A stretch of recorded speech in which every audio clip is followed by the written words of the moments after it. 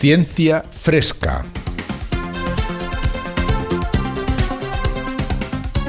Un espacio de cienciaes.com para comentar las noticias de ciencia más interesantes de la semana. Con Jorge Laborda Fernández y Ángel Rodríguez Lozano.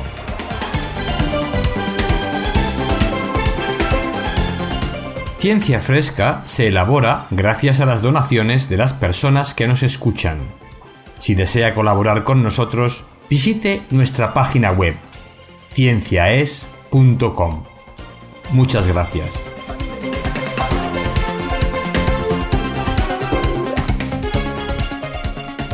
Una semana más comenzamos Ciencia Fresca con Jorge Laborda. Jorge, ¿qué tal? Hola, buena ciencia a todos. ¿Qué tal? ¿Qué tal, Ángel? ¿Cómo va todo? Pues bien, vamos a meternos hoy en muchos berenjenales, como dice mi pueblo, porque realmente espero que nadie se asuste, pero tenemos que hablar de estas cosas, porque creo que siempre que son interesantes, sobre todo de cara a lo que afecta al planeta, porque creo que una de las noticias, la que tú empiezas con ella, ya empieza con este tema, ¿no? Introduce este tema. Sí, efectivamente vamos a hablar hoy de calentamiento global y de consecuencias de dicho calentamiento. Sabemos que esta semana ha habido la noticia de que la NASA nos ha dicho que este año 2014 era el año más caluroso desde que se tiene noticia. Y de hecho, bueno, llevamos una tanda de años calurosos últimamente. De lo que vamos a hablar esta vez tiene que ver con lo que hablamos la semana pasada, que era el deshielo en Groenlandia, el posible efecto del deshielo sobre el nivel del mar, etcétera. Pero hay una cosa que tienen los glaciares acumulada en su interior, de la que nadie se había ocupado hasta ahora, que es carbono orgánico. Y claro, cuando estos glaciares se fundan, ese carbono va a pasar a la biosfera con efectos. No sabemos cuáles van a ser, efectos insospechados. Bueno, de eso vamos a hablar. Y creo que tú vas a hablar de algo que tiene relación con esto, luego nos lo cuentas. Ya te cuento que para acabar vamos a, hablar de una noticia un poco más refrescante. Vamos a hablar de un animal marino. De hecho, uno de los animales más venenosos, creo que el más venenoso del mundo, por lo que se tiene noticia, que no es una serpiente ni una araña, sino un caracol.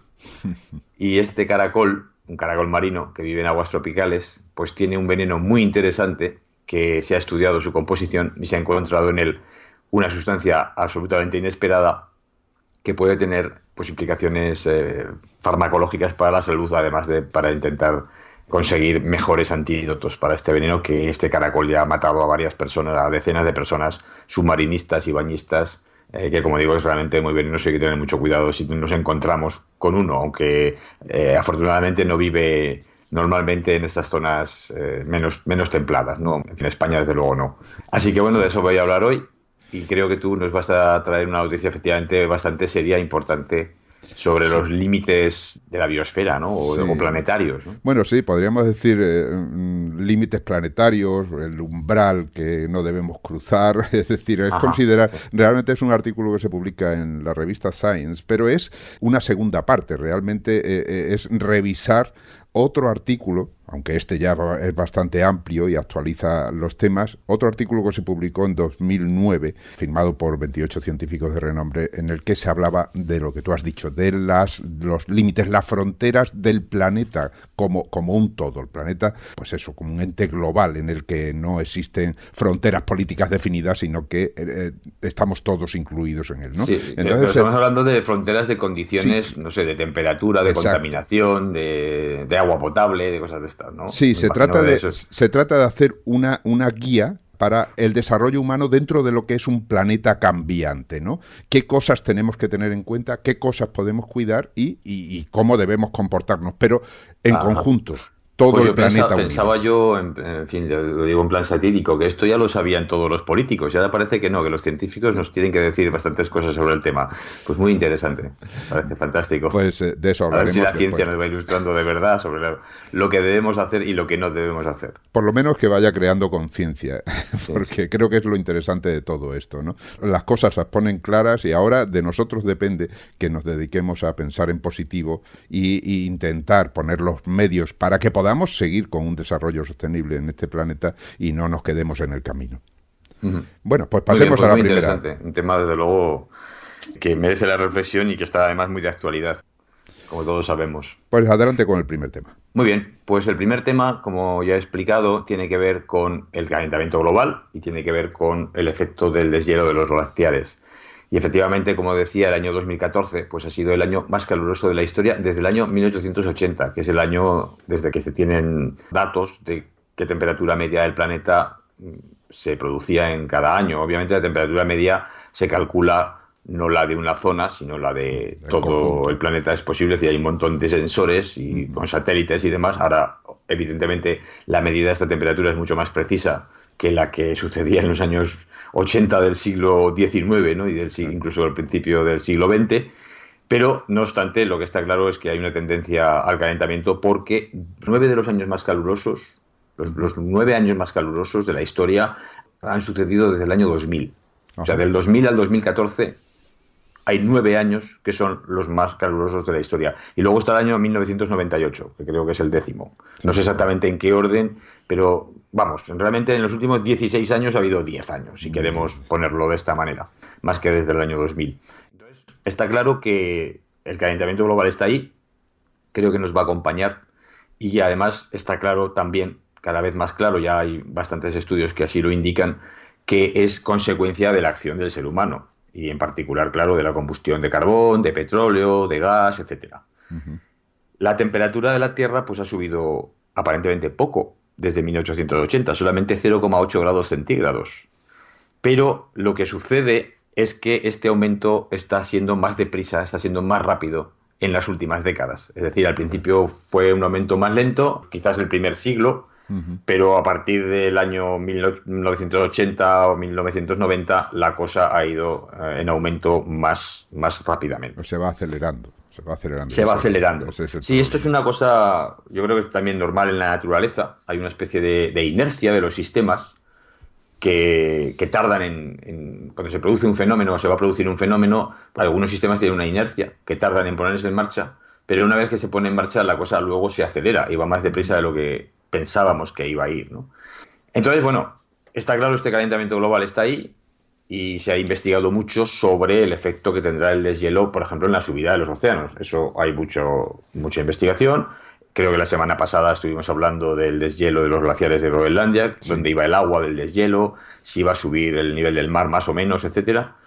Pero hay otro tema que no ha sido estudiado de momento por los investigadores y es el aumento del carbono en la biosfera que va a ser consecuencia del deshielo de los glaciares. Ajá.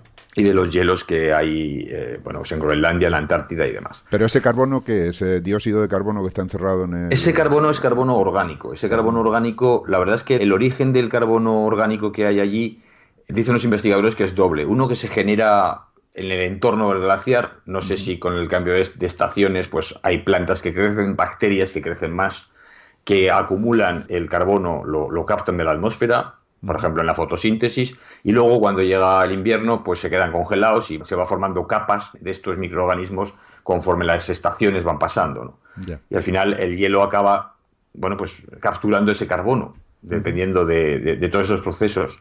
Pero no lo tengo yo muy claro que sea así. Ahora hay otro fenómeno que sí que es claro, y es que todos los partículas de la combustión de los combustibles fósiles, hollines y demás, que son partículas sólidas, son transportadas por la atmósfera, por los vientos, y cuando llegan a estas latitudes pues más heladas, se pueden depositar sobre el hielo y quedar luego atrapadas encima en él, porque luego nieva sobre ellas, etcétera, y ya digo, hay esta dinámica de hielo que se va hundiendo, ¿no? O sea, hay nueva capa de hielo que llega por la superficie y se va yendo hacia abajo, ¿no? O sea, el glaciar va creciendo hacia abajo y entonces, pues ahí queda capturado el carbono.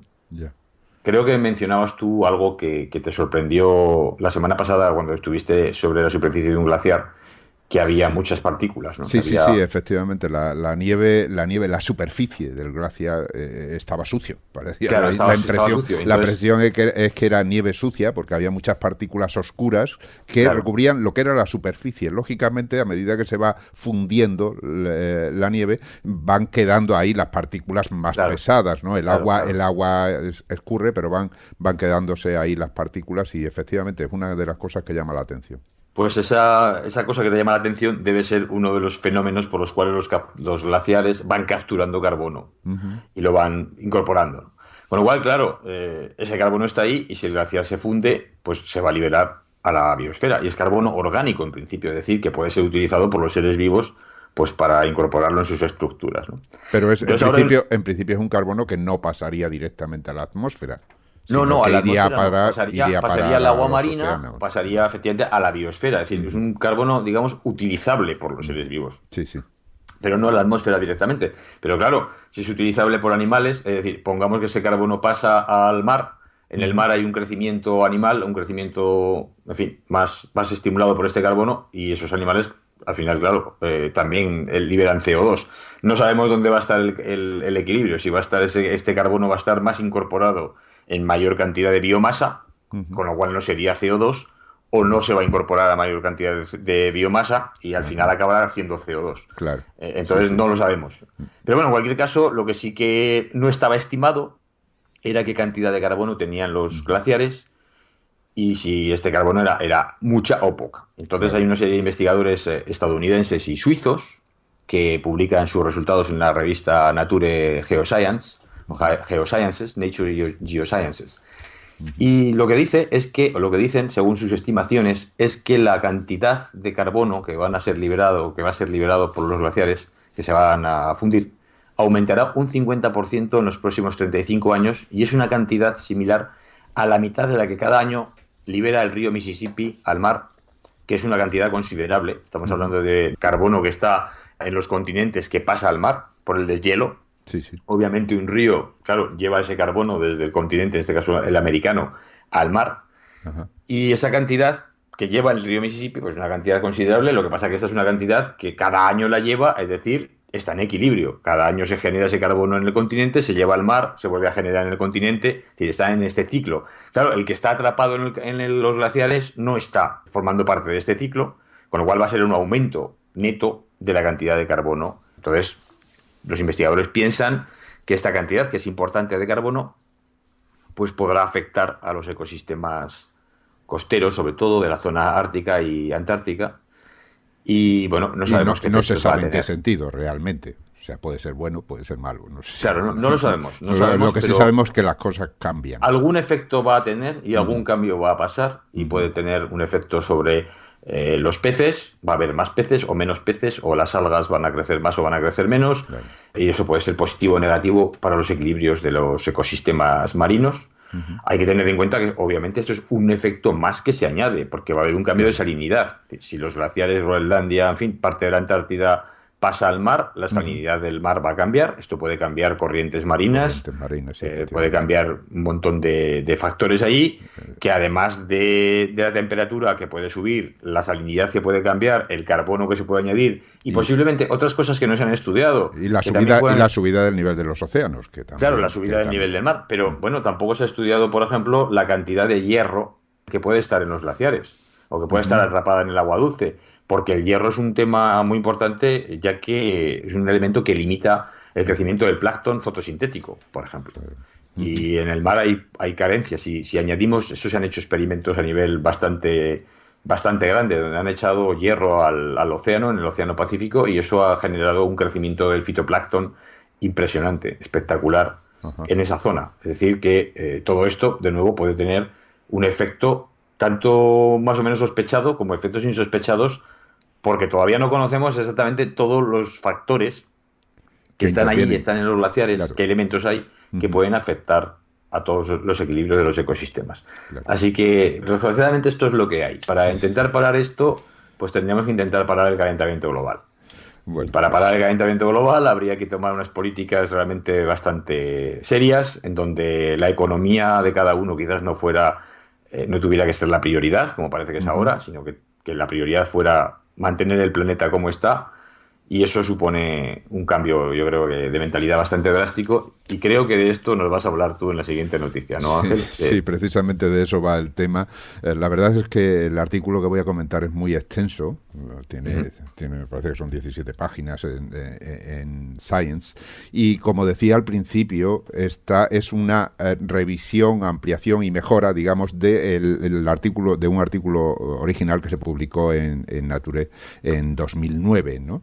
Este artículo original lo que hacía era poner sobre la mesa cuáles son los límites que no debemos sobrepasar dentro en el planeta, o sea, teniendo el planeta total como concepto, de manera que no se produzcan cambios que impidan el desarrollo humano, impidan el desarrollo de nuestra sociedad y el seguir adelante como especie nosotros mismos, ¿no? Sí. Entonces, bueno, pues esto de los artículos así, que aparece un artículo primero y luego aparece en otro, es un tema interesante en ciencia y que aparece bastantes veces en varios temas, porque a medida que se va avanzando en el conocimiento conviene pararse a ver lo que se ha avanzado y volver a contárselo a la sociedad y al mundo, ¿no? claro. Así que está estupendo este tipo de artículos. Muy No, bien. y además, máxime cuando se trata de temas que van cambiando. Que como tú ibas diciendo, ¿no? Ahí tienes un factor ese del carbono que liberan los glaciares o el cambio, la subida del nivel de los océanos que...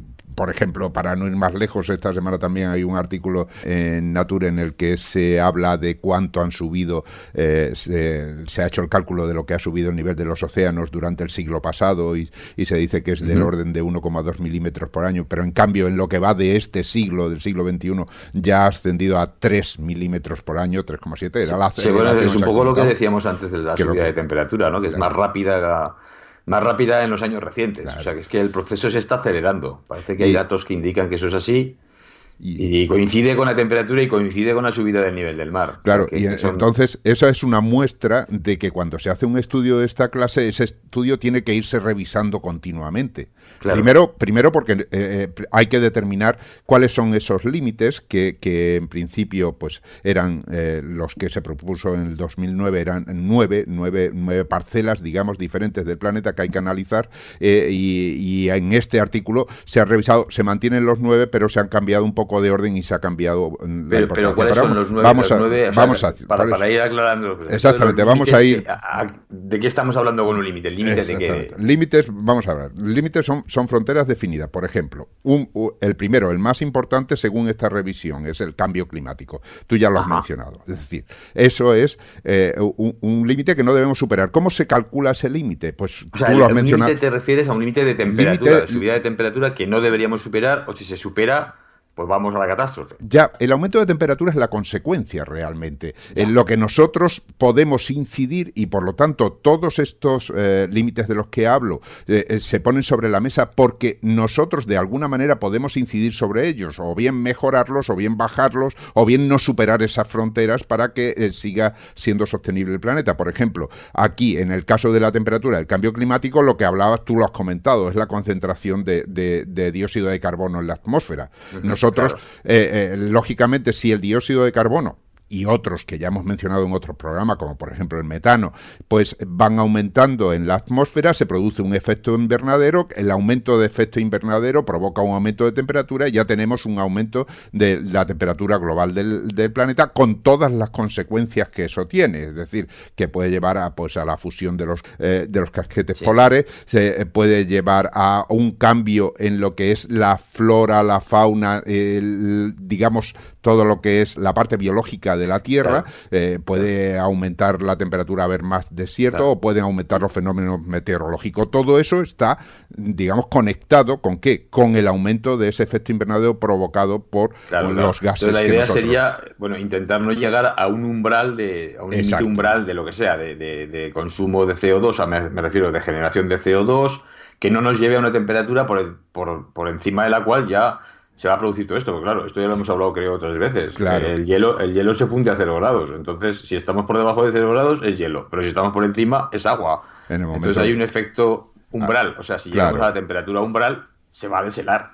La idea es no llegar a esa temperatura, o sea, qué tenemos que hacer para no llegar nunca, ¿no? Claro. Saber cuál es el límite de nuestras propias acciones.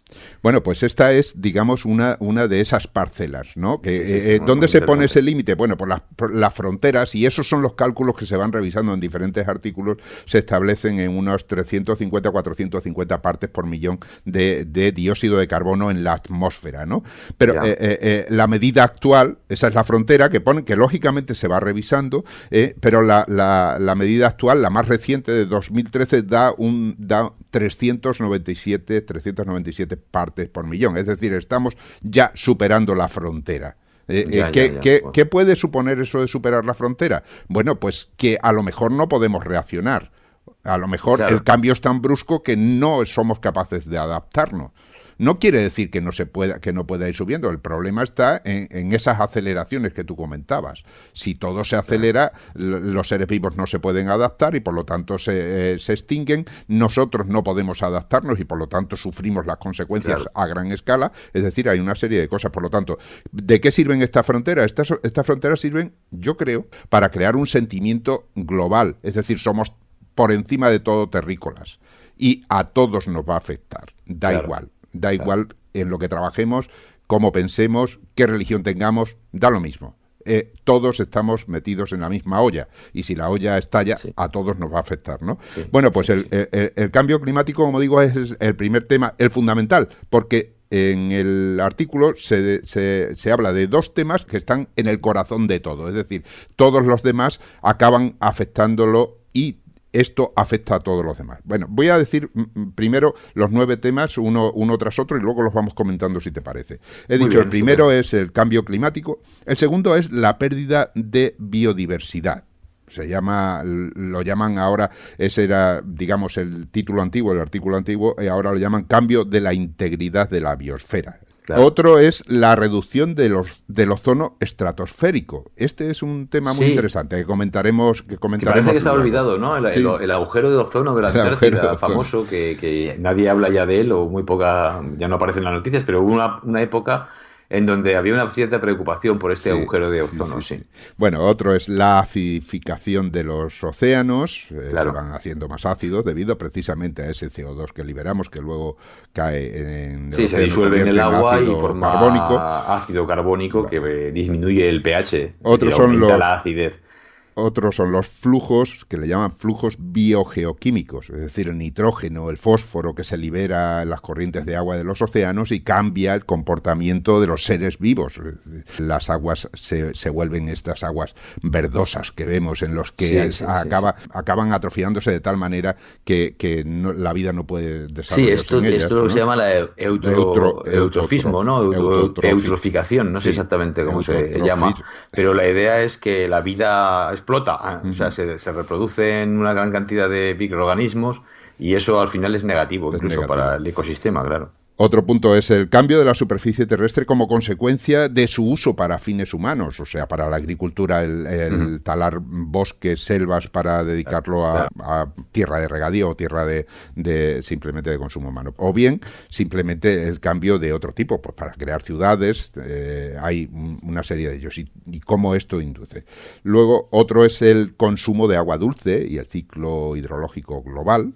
Estamos modificando también aerosoles, ese sería otro punto, aerosoles liberados a la atmósfera y la contaminación química y la liberación sobre todo de nuevos productos. Esto es muy interesante porque cuando hablamos de contaminación química pensamos pues a lo mejor en materiales pesados que se liberan a la atmósfera, sustancias tóxicas, pero ahora se añaden también, y por eso han cambiado el nombre. Antes hablaban solo de contaminación química y ahora hablan de introducción de nuevas, ellos le llaman entities, no sé cómo traducirlo, entidades, son compuestos, pero, no sé.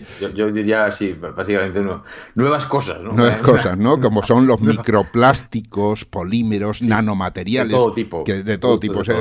Que por eso va cambiando la forma de visión. Como decía, es que la tecnología aumenta y hay materiales, por ejemplo, no sé, seguro que hemos hablado del grafeno, o está por ahí. Bueno, el grafeno, pues muy bien, es una cosa muy interesante, pero ¿Qué consecuencias puede tener si nos ponemos a fabricar grafeno en grandes cantidades? ¿Cómo eso va a interaccionar con la atmósfera o la biosfera? Pues no lo sabemos. Y a lo mejor efectivamente eso va a tener un efecto. Claro, Insospechado por ahora, claro. Ujú. pero podría tener. Y quien habla de grafeno como un material nuevo, pues hay un montón de otros materiales nuevos que se están investigando cada día y que efectivamente pues puede cambiar las cosas, sí. Claro, bueno, pues esto es, en líneas generales, cuáles son las 9 fronteras planetarias que vamos a Y llamar, ¿no? O dan límites igual, planetarios. o sea, a mí una pregunta que me surge con todas estas 9 fronteras es, ¿nos las tenemos que saltar todas para llegar a la catástrofe? ¿O No, solo no, con que nos saltemos una ya la cosa va a ir mal?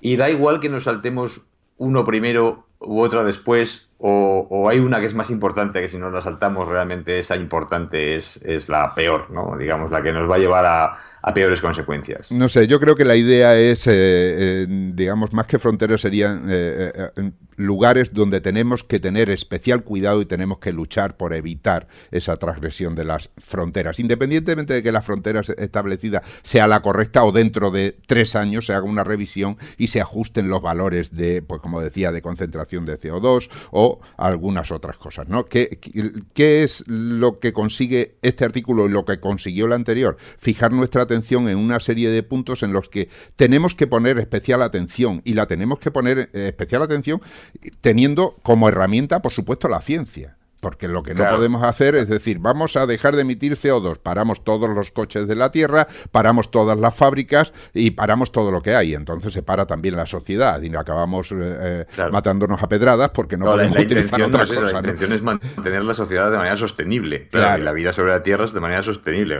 no Eh, parar todo. eh, Pero efectivamente, si pasamos ese límite, a lo mejor la única manera de intentar revertir la situación es una cosa así de drástica, ¿no? O sí. sea, medidas cada vez más drásticas, porque si no, es que todo se cae. Yo creo que el mensaje es, tenemos que trabajar todos codo con codo.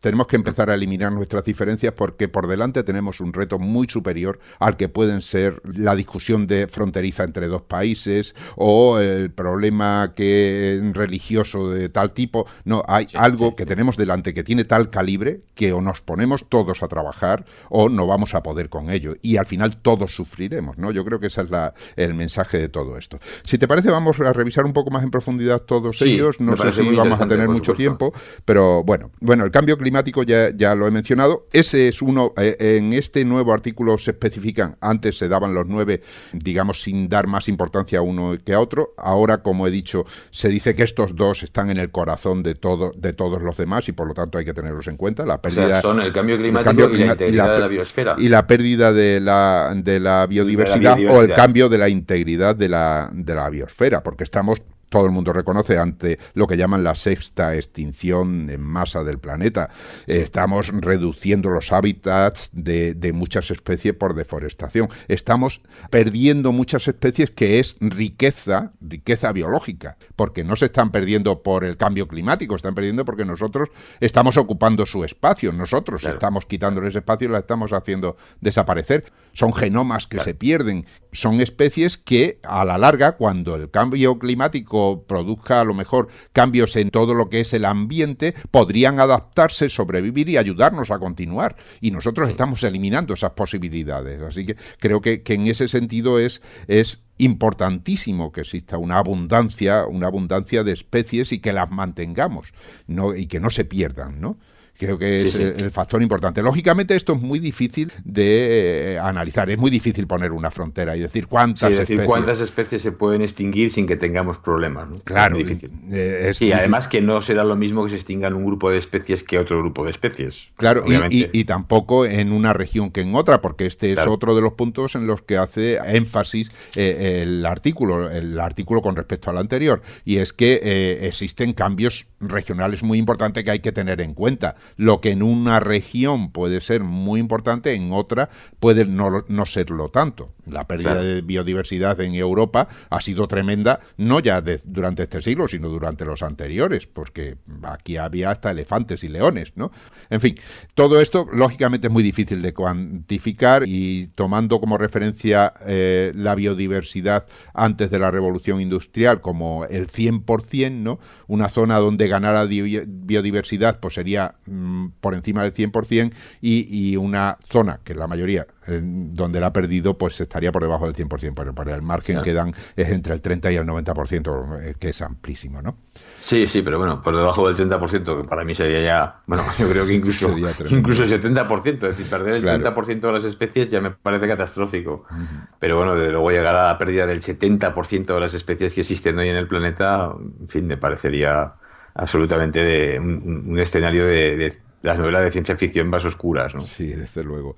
Bueno, y otro punto es la reducción del ozono estratosférico. Ujú. Bueno, este tema es muy interesante porque lo que da es una idea de que cuando se toman medidas en el momento adecuado, las cosas pueden ir bastante mejor.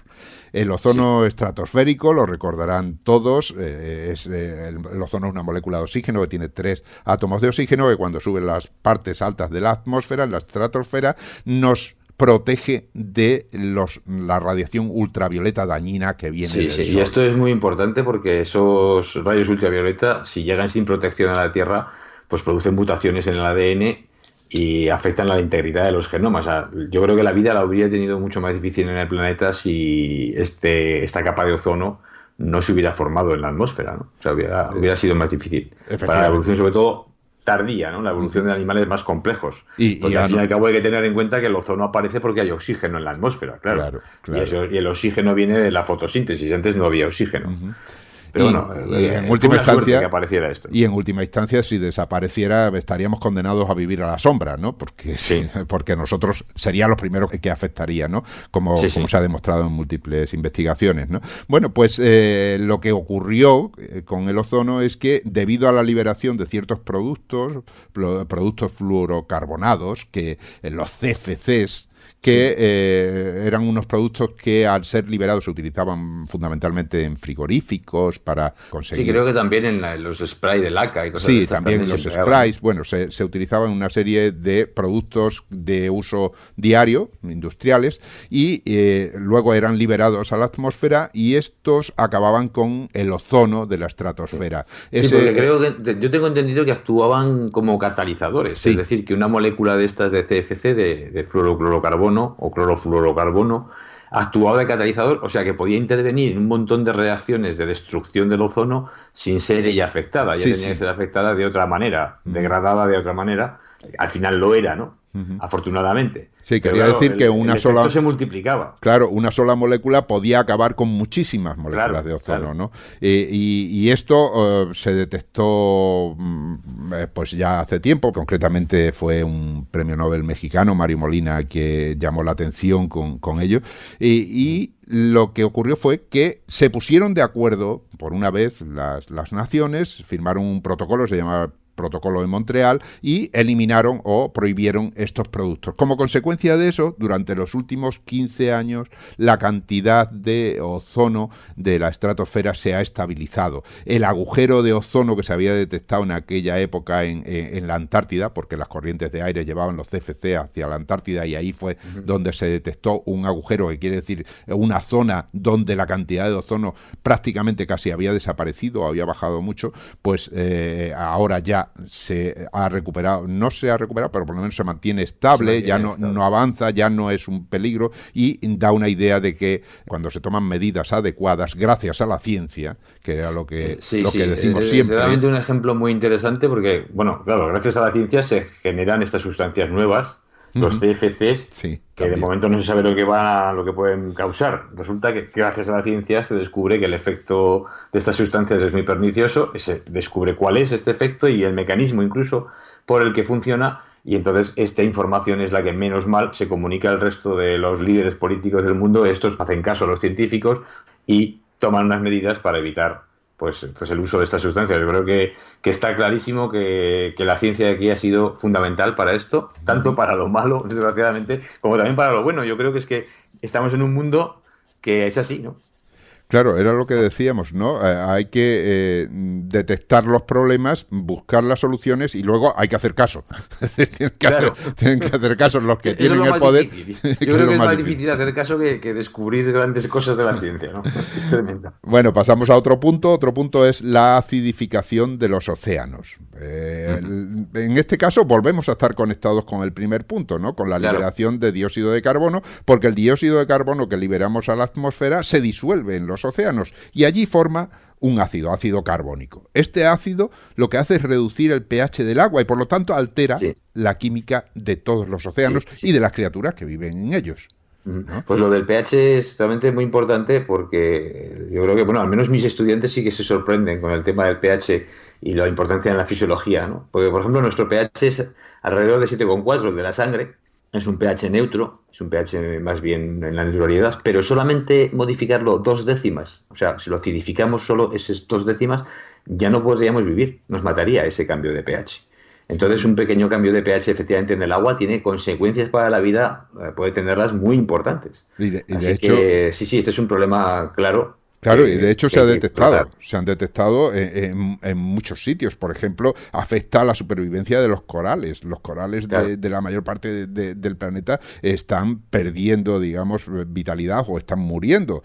Afecta a los animales que necesitan el carbonato cálcico para crear claro, sus claro. conchas, para crear sus caparazones. Y estos animales lo que hacen es coger del agua un mineral que se llama aragonito, que es una forma de carbonato cálcico y con Sí, esto construyen. forman Pero aragonito, forman con el forma, calcio, forman el for- carbonato cálcico, claro. y entonces, ¿qué ocurre? Que esta acidificación impide o por lo Que se menos forme el hace, carbonato hace cálcico. que sea más difícil formar ese carbonato Sí, bueno, cálcico, esas ese conchas. carbonato cálcico es la cal típica que se forma en la Sí, lavadora o en el efectivamente. lavavajillas, ¿no? Sí, Que si exacto. añadimos vinagre, a Ujú. veces dicen hay que echar una botella de vinagre a la lavadora para limpiarla. Bueno, ese vinagre es el que va a disolver esa cal, que es Ujú. exactamente el mismo mineral, cristalizado de otra manera, si queremos. En el caso de los animales está organizado y en el caso de la lavadora no, pero al fin y al cabo es el mismo, es la misma sustancia, no es soluble en un pH ácido. Claro, Por eso el pero vinagre lo elimina, ¿no? claro, y lo que ocurre es que todos estos animales que no pueden desarrollarse normalmente, además sirven de fuente de alimentación para otros muchos animales. Volvemos a la cadena y a la En un biodiversidad. coral existen multitud de animales que viven en él. Si muere el coral, desaparecen todos esos animales. Entonces, la cadena biológica se resiente y desaparecen muchas otras especies relacionadas con ellos, ¿no? Este es el peligro de la acidificación. Se ha calculado de que en los últimos 200 años se ha incrementado el número de iones hidrógeno, que son al final lo que te dan el pH, en un 30% en los mares. O sea que es una cantidad tremenda. Sí, Y sí, sí, además, empieza a ser importante. y por lo tanto, cuando se trata de poner una frontera ahí, volvemos al dióxido de carbono de la atmósfera, es decir, ponemos la frontera del Claro, dióxido de carbono, que es el origen de esta esto está conectado. acidificación, está todo conectado, ¿no? Y han puesto pues ahí esa frontera en 350 partes por millón. Recordemos que en 2013, que es la última medida, la cantidad real de dióxido de carbono que hubo fue de 397, ya se ha superado, por lo tanto, esa frontera de O sea que estamos ya 350. por encima de una frontera que estos autores piensan que no deberíamos haber superado nunca, que son esos 350 partes por millón de dióxido de carbono. Y ya Sí, estamos por encima. sí, estamos por encima. Incluso cuando las fronteras no están perfectamente definidas y lo reconocen los autores, son siempre amplios márgenes que a medida que vamos teniendo conocimiento se van poniendo, digamos, se van ajustando, pero lógicamente queda muchísimo por hacer porque estamos hablando de cosas que afectan al total del planeta, o sea, al planeta Claro. como unidad. Entonces, intervienen muchos factores regionales, inciden en ellos, intervienen muchos factores relacionados, que es lo que acabamos de ver, el CO2, fíjate, aparece por todos lados, ¿no? Sí, Y todas estas cosas hacen difícil el valorar las cosas con exactitud, pero nos bastan los márgenes, porque si nos pasamos con ese margen, por muy amplio que sea, ya estamos fuera, eso está claro, ¿no? claro, Es claro. decir, que es importante.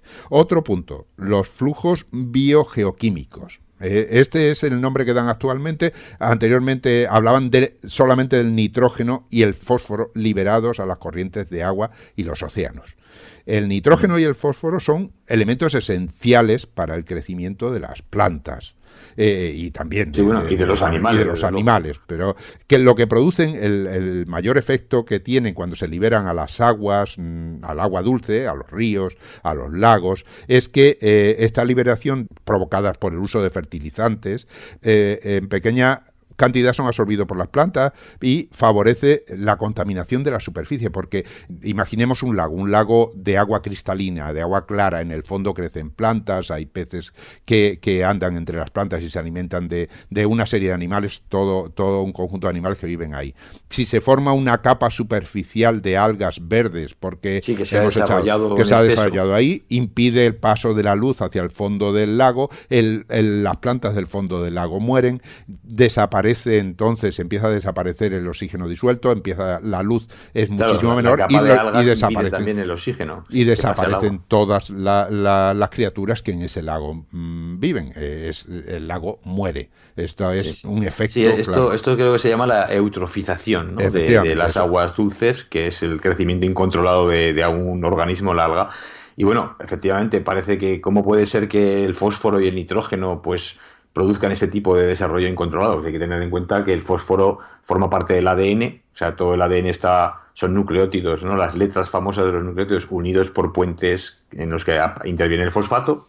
Luego, si no hay fosfato, no se puede producir tanto ADN, y el nitrógeno forma parte de todas las proteínas. La incorporación de nitrógeno desde la atmósfera, que se lleva a cabo por bacterias y demás, es fundamental para que las plantas puedan crecer. Y de hecho, de ahí que necesitemos también esos fertilizantes, que es una manera de mineralizar el nitrógeno en la atmósfera y hacerlo asimilable por las plantas. Así que claro, está claro. Y volvemos a necesitar a la ciencia, porque lógicamente necesitamos esos nitratos para conseguir una mayor producción de alimentos, porque la población es la que es y sigue aumentando y hay que dar de comer a la gente. Pero también hay que buscar fórmulas que permitan reducir ese exceso de nitratos, nitrógeno, fósforo, que vaya a parar a los ríos y luego a los lagos y al mar. ¿Por qué? Pues porque eso nos va a producir como consecuencia un efecto negativo que no queremos ninguno. Entonces ahí es donde hay que buscar, porque las plantas al final el nitrógeno o el nitrato se echa en la tierra, pero las plantas absorben muy poquito, menos del 10%, el resto va a parar a las aguas. Y todo eso, pues ¿qué requiere? Pues siempre estudios y trabajar para que, pudiendo plantar y tener alimentos, sin embargo, no estropeemos otra cosa de paso, ¿no? Claro. Otro tema, el cambio de la superficie terrestre como consecuencia de su uso para fines humanos. Es decir, los cambios en la cantidad de bosques, en las selvas, las sabanas, la tundra. Es decir, estos son lugares donde se intercambia energía, agua, donde se producen determinados vientos que cambian lo que llaman el momento de la atmósfera. Es decir, donde la energía hace que la atmósfera se comporte de una determinada forma que luego pues se traduce en el clima, en la cantidad de lluvias, en fin, todo esto, ¿no? El bosque y el clima, lo que está claro es que se retroalimentan uno al otro. Cuando se observa el clima que hay sobre una selva tropical, por ejemplo, pues allí llueve todas las tardes, ¿no? Es decir, regionalmente y en general todo esto se alimenta. Si cambia la superficie, si cambia la cubierta vegetal, cambian muchas cosas. Puede cambiar, por ejemplo, la cantidad de energía que reflejamos a la atmósfera. Eso es algo que está demostrado. La cantidad de energía solar, ¿te refieres? Energía solar, lógicamente, ¿no? Que la reflejamos fuera. Entonces, lo que hay que hacer es, digamos, analizar qué cantidad de superficie cultivada hay y qué cantidad de superficie boscosa y buscar fórmulas que permitan mantenerla o mantener ese albedo para que luego no cambien otras formas del clima. Es decir, hay un punto muy importante porque una vez más tenemos que convivir nosotros y tenemos que encontrar la fórmula para que nosotros, viviendo y teniendo zona suficiente para vivir o espacio, al mismo tiempo no andemos estropeando otras cosas que al final son importantes también para nuestra propia supervivencia. Otro tema es el consumo de agua dulce y el ciclo hidrológico global. Sí. Ahí estamos modificando el modo en que funciona el ciclo hidrológico. Al crear amplias zonas de regadío, por ejemplo, podemos hacer que el caudal de los ríos sea menor. Bueno, ahí está el caso del mar de Aral, ¿no? Sí, efectivamente. Eso te iba a decir, porque es un mar que desapareció. Tremendo, ¿no? Hay fotos por internet, bueno, ha desaparecido prácticamente, ¿no? Sí, es un mar, estaba ahí en Siberia, que pertenecía a Rusia, creo, y que ha desaparecido, y era un mar bastante grande, y de hecho ahí hay fotos, como dices, en internet, donde se ven barcos enormes en el desierto, que eran los barcos se han depositado en el fondo del mar.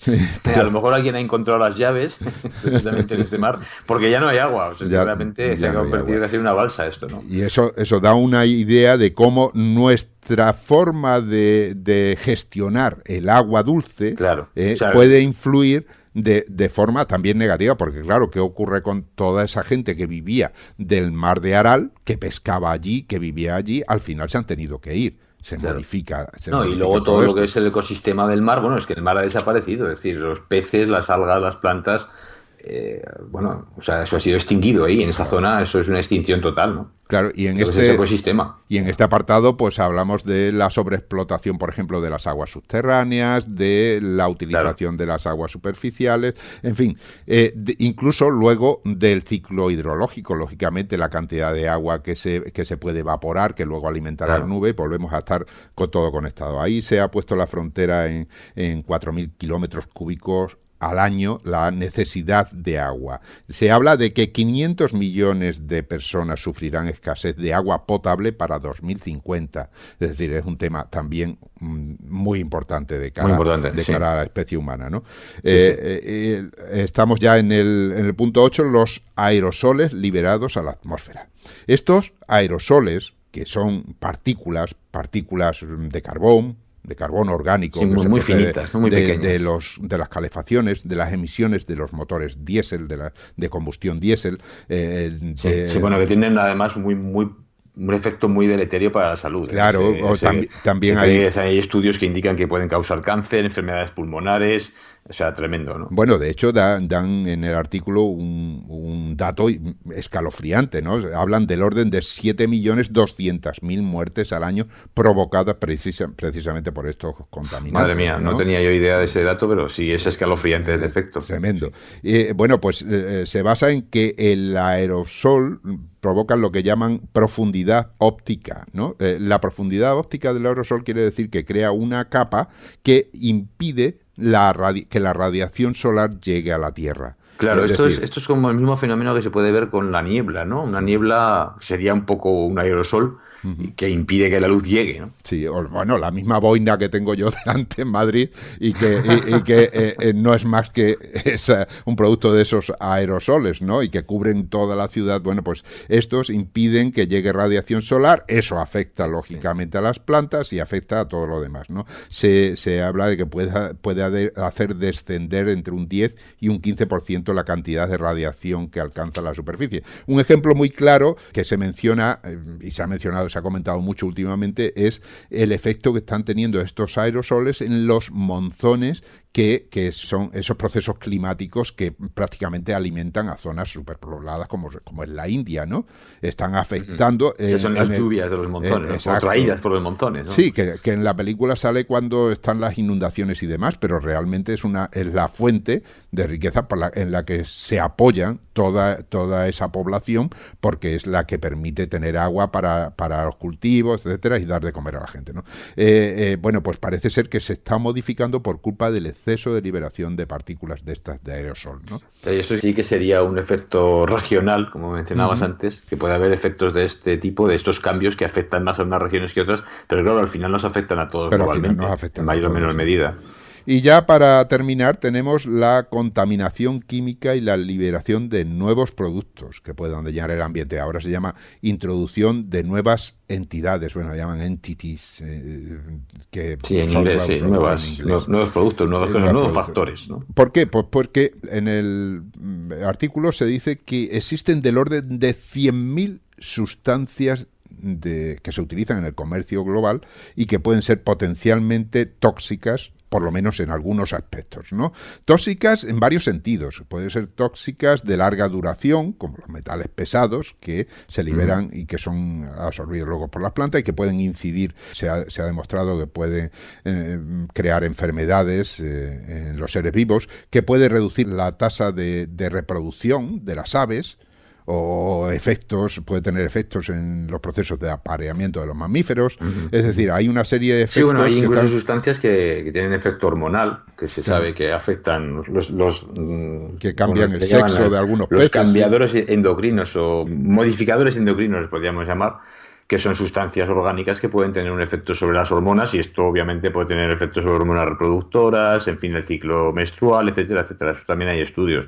O sea que sí, esto es un tema interesante. Pero aquí se añaden, como referencia al artículo inicial de 2009, se añaden nuevos materiales, por eso de ahí nuevas entidades, ¿no? Y ni siquiera sabemos lo que se va a sintetizar en el futuro. Claro, puede haber nuevos productos químicos, ¿no? Nuevas sustancias con otras propiedades. Sí. Por ejemplo, microplásticos. Se sabe, por ejemplo, que los plásticos liberados al mar se van deshaciendo, se van creando pequeñas bolitas de microplástico que luego se ha descubierto que llegan al fondo y que luego los comen peces y demás, y pasa a afectarle. Polímeros, nanomateriales que se están utilizando y que no sabemos realmente cuando se liberan a la atmósfera qué efecto pueden tener. Es igual que el tema del agujero de ozono, ¿no? De los fluorocarbonios. Exacto, ese es un buen ejemplo. Lo que iba a hacer. Es un material útil, un gas que puede servir para la refrigeración en los motores de los frigoríficos, etcétera, pero luego pues se descubre una serie de consecuencias. Claro, esto puede volver a pasar.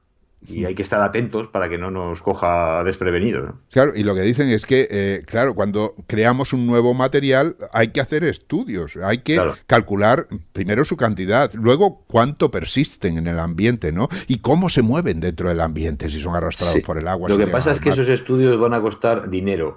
Y claro, si la manera de poner cosas en el mercado es conseguir el mayor beneficio posible al menor coste, pues esos estudios o los forzamos a hacer de manera muy seria por leyes y demás, o no se harán, y ese es un problema. Claro, pero eso es lo que decíamos al principio. Al final, ¿cuál es el resumen de todo esto? Que ahí están esas 9 áreas. Yo creo que podían haberse dado 15 o podían haberse dado 4 y al final haber metido una dentro de otras. Pero lo importante es que son una llamada de atención. Una llamada de atención y la necesidad, sobre todo, la necesidad de que cambiemos nuestra forma de pensar.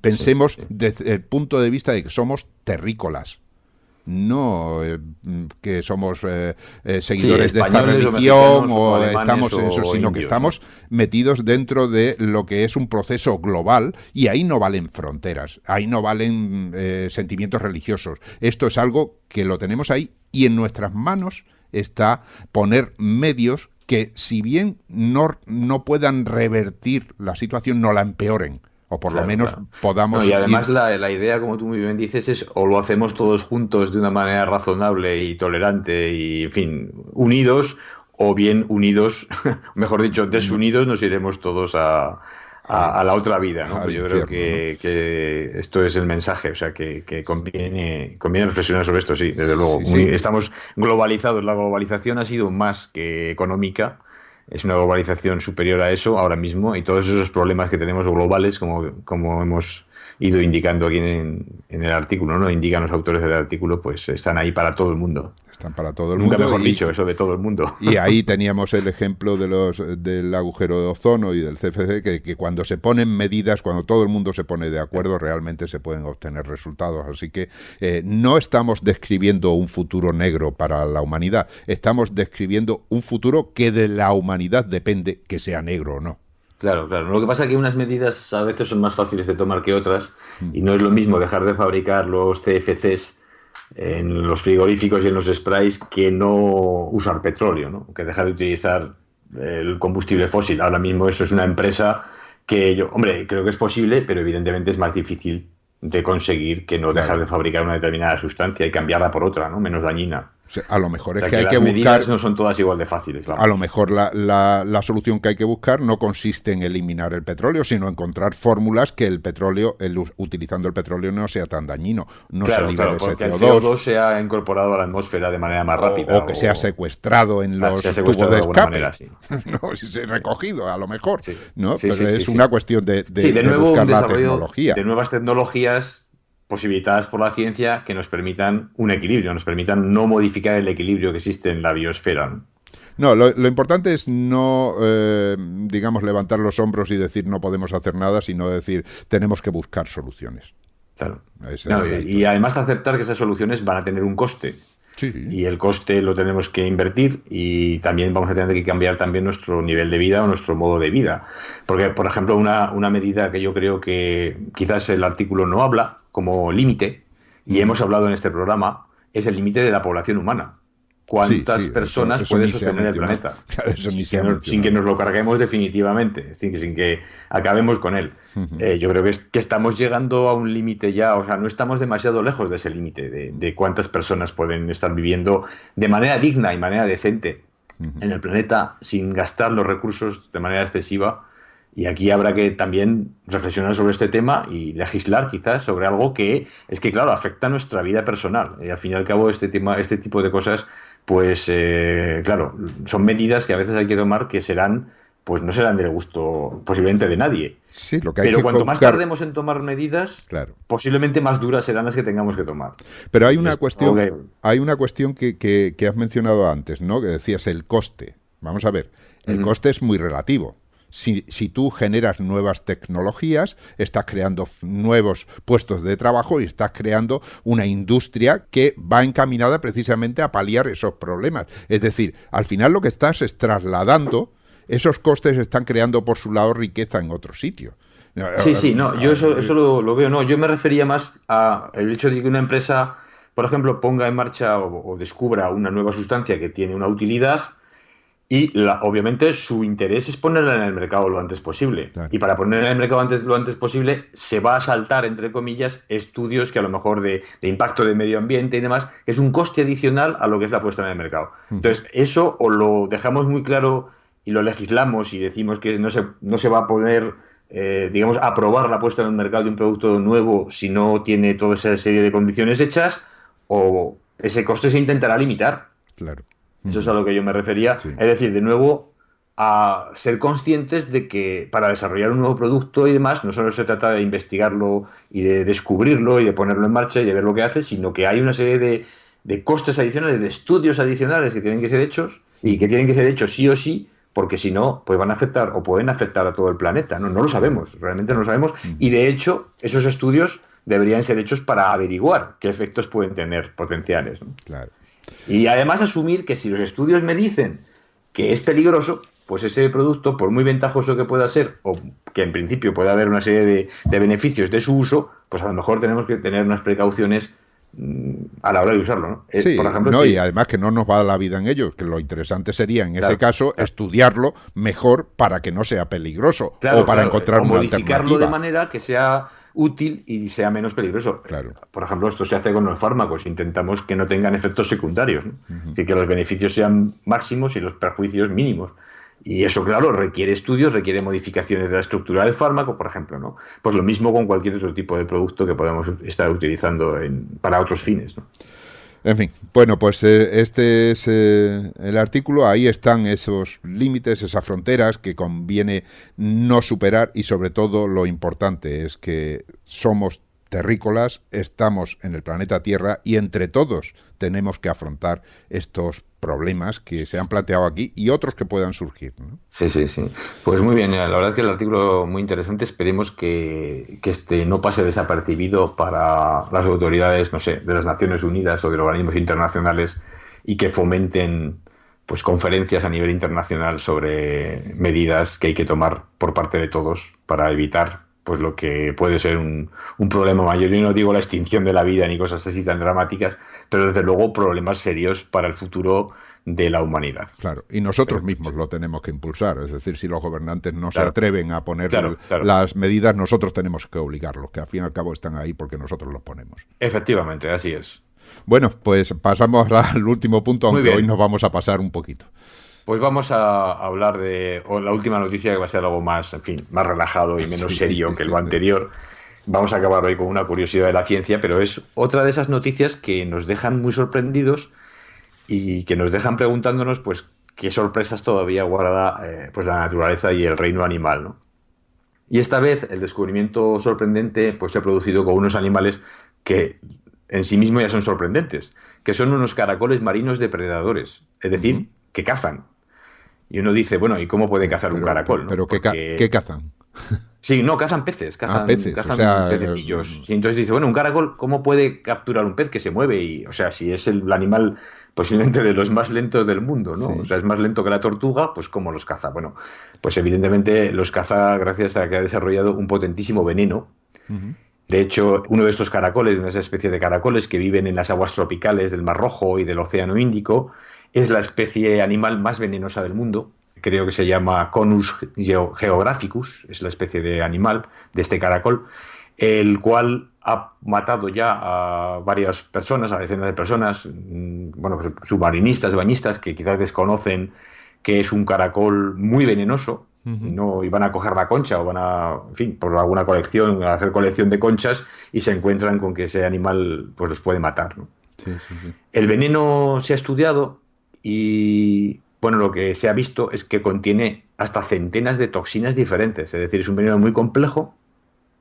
Las toxinas que contiene son neurotoxinas, es decir, sustancias que van a actuar sobre las neuronas y van a impedir pues que funcionen, con lo cual, pues por ejemplo, el movimiento muscular va a ser paralizado, porque Ajá, depende de, obviamente, del control nervioso, ¿no? claro. Entonces esto inmoviliza a los pececillos que pasan por allí. De hecho, los caracoles pueden secretar el veneno de manera dirigida, tiene una especie de trompetilla, una especie de Ujú. como de estructura en forma de trabuco, podríamos decir, Ya. y libera ese veneno O sea hacia que, donde detecta que está el pez. o sea que lo Entonces disparan. el veneno actúa y lo inmoviliza. Ajá, claro, Y entonces, bueno, pues el caracol puede llegar y englobarlo, ¿no? Capturarlo y comérselo.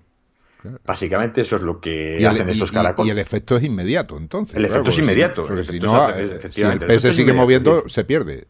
sí, sí, pasa por allí el pececillo, el veneno es secretado y el efecto es absolutamente inmediato y lo deja paralizado por un tiempo Ujú. que le da tiempo, valga la redundancia, al caracol para capturarlo. Bueno, entonces, claro, los venenos de estos animales pues son bastante interesantes. Primero porque pueden tener sustancias de efecto farmacológico, porque muchas de estas toxinas, pues modificadas o en dosis diferentes, pueden tener un efecto beneficioso. Y eso ya es conocido de otras toxinas, ¿no? Y al mismo tiempo también sería interesante desarrollar un antídoto, por ejemplo, para el veneno, porque si estos animales pues pueden matar a una persona, si tenemos un antídoto que neutraliza estas toxinas de manera eficaz o al menos neutraliza las más importantes, pues podemos salvar la vida a Salvarla, una claro. persona que ha sido desafortunadamente se ha encontrado por desgracia con un animal de este tipo, ¿no? Entonces, investigadores de la Universidad de Utah en Estados Unidos pues deciden estudiar los genes que fabrican, que están expresados, es decir, que están funcionando para fabricar el veneno. Es decir, Ajá. analizan no ya solo la composición en proteínas y en toxinas, sino los genes a nivel de la secuencia del ADN que está funcionando para producir este veneno.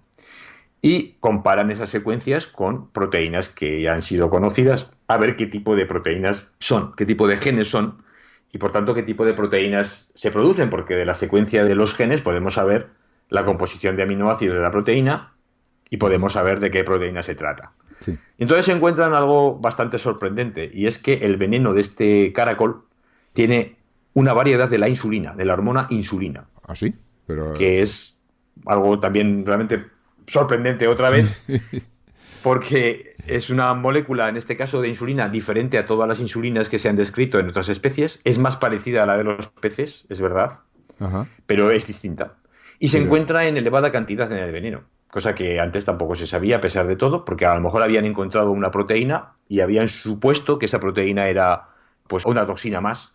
Pero al analizar la secuencia gracias al ADN, ahora sabemos que es homólogo a la insulina. Pero eso es Y el veneno. O sea, es sí, es venenosa, veneno, digamos, esa exactamente. variedad. Esta insulina es veneno. De hecho, lo que hacen los investigadores para ver qué es veneno es que sintetizan esta hormona del caracol. Es decir, una vez que saben qué aminoácidos la componen, la sintetizan en el laboratorio y someten a ella a peces cebra. Estos son unos pececitos que el que tenga un acuario seguramente los habrá tenido o los tendrá.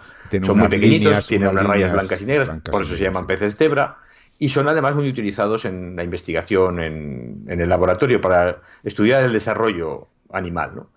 Entonces le añaden esta sustancia sintetizada a los peces cebra y lo que ven que les hace es un choque hipoglucémico, es decir, les baja la concentración de glucosa en sangre a niveles bajísimos y entonces les impide el funcionamiento de las neuronas, porque, es decir, no es tóxico para las neuronas, pero las neuronas en ausencia de glucosa no tienen que comer. No tienen que comer. No tienen que comer, exacto. Las neuronas dependen muchísimo de la glucosa en sangre y de hecho, bueno, este choque hipoglucémico, pues desgraciadamente lo habrán podido sufrir algunas personas diabéticas de tipo 1 que necesitan inyectarse insulina y que si se inyectan demasiada cantidad o el nivel de glucosa que se ha medido no lo han medido bien por alguna razón, se inyectan una cantidad de insulina que les baja el nivel de glucosa mucho y pueden entrar en coma, incluso, en fin, puede ser hasta mortal, ¿no? Es decir, esto es un tema que tienen que controlar mucho. Bueno, pues estos caracoles han descubierto que ese choque hipoglucémico es un arma importante para inmovilizar a sus presas y lo utilizan contra los pececillos de manera que los secretan como digo, al entorno donde están, les produce un choque hipoglucémico. Por si fuera poco el choque hipoglucémico, también tienen neurotoxinas que van a actuar sobre el funcionamiento neuronal a otros niveles, es decir, no solamente el energético, es decir, la necesidad de glucosa, sino la neurotransmisión en sí misma, con lo cual los peces se quedan prácticamente paralizados. Se quedan paralizados y el caracol se los puede... Ya puede ir a su ritmo a cazarlo, ¿no? Entonces, bueno, un tema pues me parece interesante, que algún conocimiento más sobre la naturaleza. Muy bien, muy interesante. En este caso, un animal el más venenoso del mundo, es curioso el tema. Y además, bueno, pues como siempre, este descubrimiento nos permitirá a lo mejor estudiar las propiedades de esta insulina que es tan eficaz, al menos para los peces, y poder quizás elaborar una insulina también muy eficaz para los seres humanos, que sea más fácil de producir y más eficaz quizás que la insulina que se emplea ahora para el tratamiento de la diabetes, aunque esperemos que la cura de la diabetes definitiva pues no provenga de inyectarse insulina, sino de que podamos generar de nuevo células que produzcan insulina de manera controlada y de manera regulada, pues gracias a manipular las células madre, por ejemplo, ¿no? del páncreas o de otros tejidos, y que seamos capaces de curar definitivamente la diabetes. Yo tengo esperanza de que esto va a ser posible, no sé en cuánto tiempo, pero yo creo que se conseguirá y ya nos tendremos que olvidar de esta insulina, pero no obstante ahí queda de momento este descubrimiento que puede ser de utilidad. Muy interesante, muy interesante. Más trabajo para la ciencia, para los científicos. Aparte de todo el trabajo que le hemos dado ya a lo largo del programa. Pues sí, la verdad que este programa, hombre, sobre todo la noticia que has traído tú, ¿no? Bueno, a colación de la mía inicial de los glaciares, pero la que has traído tú es una noticia, un tema de muchísimo calado, de muchísima importancia, y algo en lo que todos tenemos que colaborar para mantener el planeta sano y la ciencia avanzando. Sí, más que nada, más que sano, por lo menos un planeta que esté lo suficientemente sano como para que nosotros podamos vivir y seguir desarrollándonos en él, ¿no? Sí. Que es la idea, ¿no? Bueno, Jorge, pues nos hemos pasado un poquito más de lo habitual, pero bueno. Pero yo creo que los temas han merecido la pena y que seguramente han interesado a los oyentes. Eso espero. Bueno, pues hasta la próxima semana, entonces. Hasta la próxima semana. Un saludo a todos. Han escuchado ustedes Ciencia Fresca, un programa de cienciaes.com elaborado por Jorge Laborda Fernández y Ángel Rodríguez Lozano. En nuestra página web cienciaes.com les ofrecemos información adicional y la más amplia colección de programas de divulgación científica en español. Si le agrada nuestro trabajo, visite nuestra web y colabore a su mantenimiento con una donación. Cienciaes.com. Ciencia para escuchar.